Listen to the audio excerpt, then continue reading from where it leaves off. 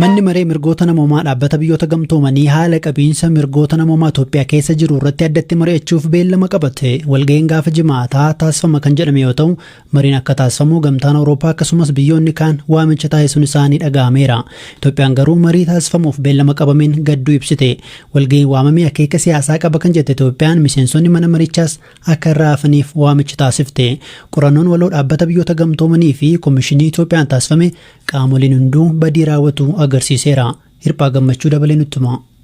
Akka ibsa ministeera dhimma alaa Itoophiyaa baasetti gareen qorattoota waloo bu'aa hojii qorannoo cimaa ji'ootaaf gaggeessan ji'a darbe ifa taasisuu hordofee mootummaan yaada furmaataa dhiyaatan dhimmee hojiirra oolchuudhaaf fedhii qabaachuu hime. Haa ta'u malee mana maree mirga namoomaa dhaabbata biyyoota gamtoomanii keessaa warri carraaqqii mootummaan Itoophiyaa taasisaa jiru kanaaf bakka hin qabne kaayyoo fedhii siyaasaa duubaa qabu fakkaatu milkeessuudhaaf korri addaa akka taa'amu barbaadu jedhee ibse. Mootummaan Itoophiyaa jaarmiyaan namoomaa dhaabbata biyyoota gamtoomanii kun ammaan duras loogaa akka ture akeekuun ammas yakki humnoota TPLF naannolee to'atanii turan keessatti raawwatan saaxilamaa yeroo jirutti yaa'iin waamame sirrii akka hin taane ibse. Hooggantuun Komishinii mirga namoomaa dhaabbata biyyoota gamtoomanii Michel Bachelet gama isaaniitiin garuu qaamoleen waraana kaaba Itoophiyaatti gaggeeffamaa jiru keessatti qooda qabaniin ammas sarbaminsi mirga namoomaa hamaan raawwatamaa jira jedhan. Bachelet manni maree mirga namoomaa dhaabbata biyyoota gamtoomaniif haala kaaba Itoophiyaa ilaalchisee ibsa kennaniin waraanichi toon dhaabbatiin itti fufeera gara guutuu gaanfa Afrikaatti ce'u mala yaaddoo jedhu jiraachuu dubbatan. Bachelet humnoonni mootummaa fi michoota isaas sarbaminsa mirga namoomaa keessatti qooda qabaachaa jiraachuu isaaniif ragaan jiraachuu dubbataniin gabaasaaleen dhalattoonni Tigraay humnoota seera raawwachiisaniin sabummaa isaanii irratti xiyyeeffachuun Finfinnee keessatti qabamaa jiraachuu agarsiisu akka jirus himaniiru. Haasaan jibbinsaa fi adda fo'anii miidhuun dhalattoota Tigraay irrattis raawwatamuu fi dabalataanis aleellaan gaazexeessitootaa fi miidiyaalee uguruun mudachuus waajirichi ibsa wixata baaseen beekseera. Bachelet itti dabaluun humnoota TPLF'n naannolee Affaarii fi Amaaraa keessatti dhiyeenya kana namoota 200 ol ajjeefamuu fi daa'imman dabalatee namoonni 88 madaa'uu himane. Kana malees naannolee Amaaraa keessatti namoonni 200,000 Affaar keessatti ammoo namoonni 76,500 ol sababii weerara TPLF'n buqqa'uu himane.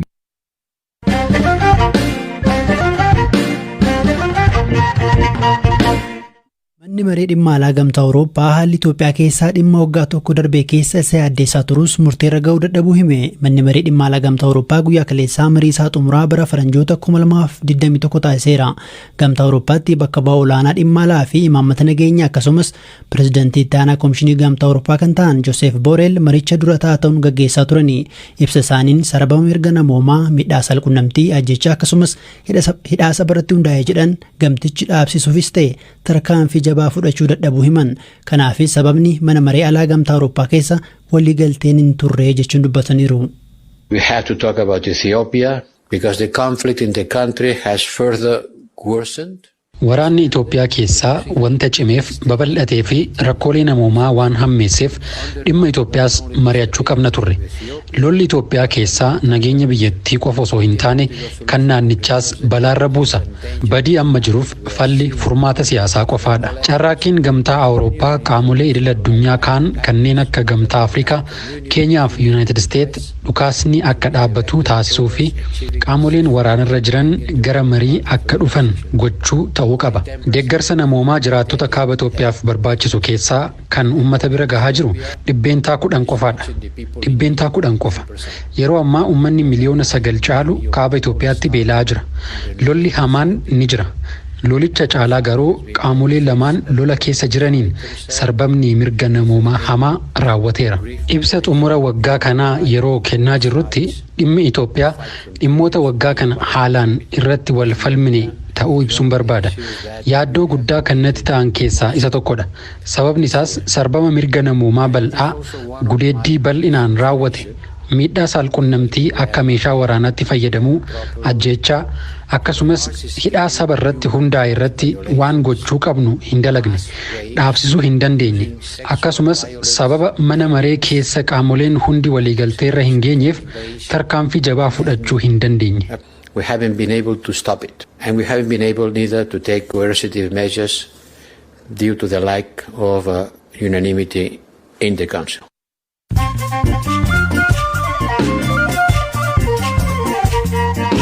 Sagantaa BBC Afaan Oromoo caqasaa jirtu amma oduuwwan gaggabaaboon sinitti himaa Yuunaayitid Kingdom biyyoota Afrikaa 11 sababa weerara koronaa vaayirasii gosa Omikrooniin akka ittiin balaliine dhorkaa keessa turte kaafte.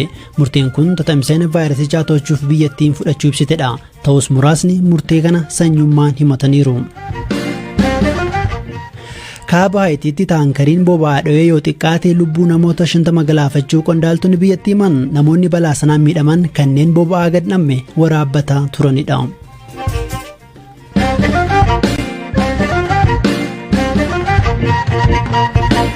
Oduu biraattan ja'a guyyaa kaleessaa barattoonni duraanii barsiisaa herreegaa barsiisuu konkolaataa birrii 700 fi 40 baastuu bitanii kennuu fi isinitti himnee turre.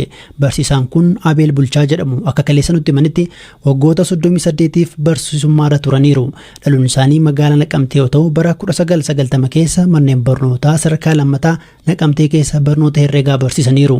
Barattoonni isaanii mana barumsaa fi mana isaanitti dhaqanii baratan kunneenis oolmaanuuf oolee jedhaniin osoo isaan hin eegin konkolaataa bitanii kennaniiruu fi barattoota kanneen kan qindeessee fi yeroo ammaa ogummaa injiinaringiitiin daandii qilleensa Itoophiyaa keessa kan hojjetu Bizuwaan Tashomaatiin Biraanuu Gammachuun dubbiseera.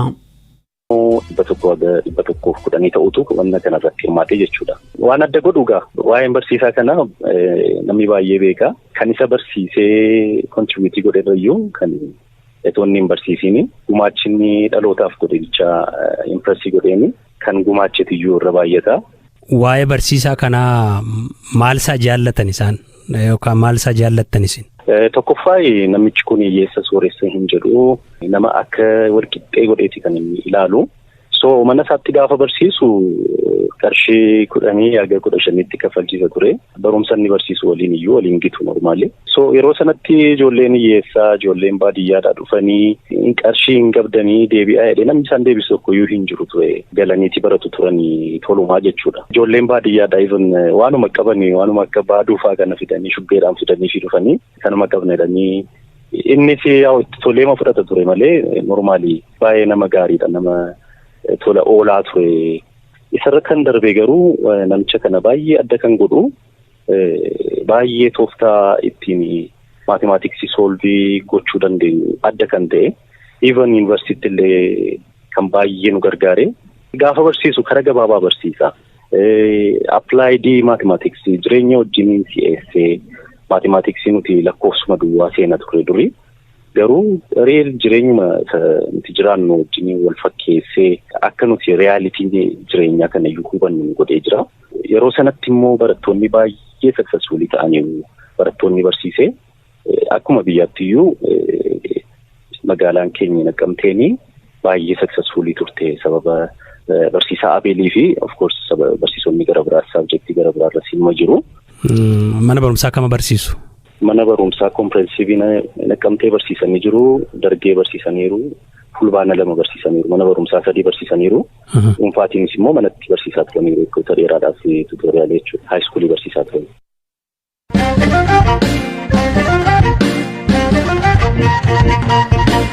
Torbanoota lamaan darban keessa yoo xiqqaate gaazexeessitoonnii fi barreessitoonni 4 Itoophiyaa keessa hidhamaniiru. Kanneen hidhaman keessaa tokko barreessaa fi gaazexeessaa Hinseenee Makuriyaadha. Maatiin isaa BBC'n dubbisee akka himanitti Hinseeneen torban Sanbata darbee hidhame. Eegasii mana murtii dhiyaachuun bilisa jedhamus ammallee ni qabnee jedhu miseensi maatii dubbisne. Beetiin gadhiiseera beekamu jedhee dabarseera.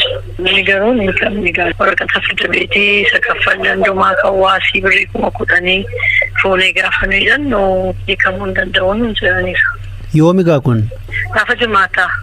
Poolisiin maaliin akka shakka hidhe waan dubbate qabaa? Poolisiin waan isaa gaafa nuun goone garuu ni kamtu jedhanii duuchaa amatti kamuu hin dandeessu. Isinis ofuma Joorinaayii ni kamuu jedha. Naannoo gaafa maqaa isaa arganii jalqabuma iyyuu qaanaftanii yeroo inni kamattanii yaaddanii jedha. Warra game egaa poolisii warra eessa jirudha warri kun? Arfaffaa naannaa markaatoo irra jiran. Yoom hidhaman isaan garuu yoom qabaman? Torban Sanbata darbee. Mana murtiitti dhiyaatanii turan jechuudha. Mana murtiitti dhiyaatanii murtii mana sakatta'anii turanii wanti shakkamuu namni sakatta'amee fi wanta argame hin jiru. Mana murtii kamtu akkas murteessee ture? Naannaa Masaalamiyaa jiru. Amma poolisiin waan itti sababa inni itti shakkee hidheef hin dubbanne isin akka maatiitti maal shakkitu? maal shakkii waan shakkiin waan gara biraan qabnu maal shakkiidhaan ni kamuu jedhanii bakka hiikameera nuun jedhanii naannoo dhuguma seenee fuuchuu ni gaafadhannu amma jalqabdee immoo hidhamteettaa jedhanii gaafachuu dandeenyu har'ammoo baay'ee dhukkubeeyyuu qoricha geessinaaniif qoricha akkasii jedhamu. Saayinsii qabaa dhiibbaa dhiigaa qabaa haala baay'ee dhukkubee jira galgala kana immoo danda'ee gadi ba'ee nyaata fudhata. Inseenin alatti torban darbee keessa immoo Yaaspeer Tasfaayee Taamiraat Nagaraa akkasumas Ma'aazaa Shinnaa fi kanneen jedhamanii fi miidiyaa yuutuubii gubbaa sagantaa dabarsuuf dalagan poolisiin to'atamuu maatiin BBC'tti himaniiru. Maatiin Yaaspeerii fi Ma'aazaa buufata poolisii dhaqanii isaan dubbisu BBC'tti himaniiru. Haa ta'u malee baatii lama dura kan to'atame gaazexeessaan raadiyoo Ahaduu jedhamuuf hojjetu Kibroom Warquu fi Taamiraat Nagaraa garuu achii buutee isaanii dhabuu himu. Hirphaa Gammachuu nutti hima. Ji'a tokko dura hidhamee kan ture gulaalaa fi qopheessaan kutaa oduu Ahaduu Kibroom Warquu 9 bara 2014 wabiin mana hidhaatee akka hiikamu murtaa'ullee amma yoonaatti eessa akka jiru akka hin beekamne abbaan isaa obbo Warquu Abrahaa ibsaniiru. ምንም ነገር ሳታቀርቡ እሷ ስለማታቀርቡን በዋስ ይውጣ 15 ብር ተከፍሎት ተብሎ አዘዘ። ሀለትን ወይጋ ጀነኒ ኦቦሌቲ ፊ አቮካዶሳ ወሊን ኒባሃ ጀነ ኤጋ ቱሬ ኢሳን ሚኒባሲ ሂዳማ ቶኮ ወሊን ፉዳኒ ዶክሰን አባ ሳሙኤል ኢዶ ጀደሙ ኬሰን አቺ ጅራ ነምኒ ቀሙ ኢዶ ሰነን ሴኑ ኡፈተ ሂንቀቡ ኦኔን ኢሳ በቀቅፈሜ ያለሜ ቱሬ qaamni haqaa hojiiwwan badii akkasii yeroo hojjetu nama gaddisiisa. Kaleessa immoo nuti gadhiifne irra jedhanii gabaasan.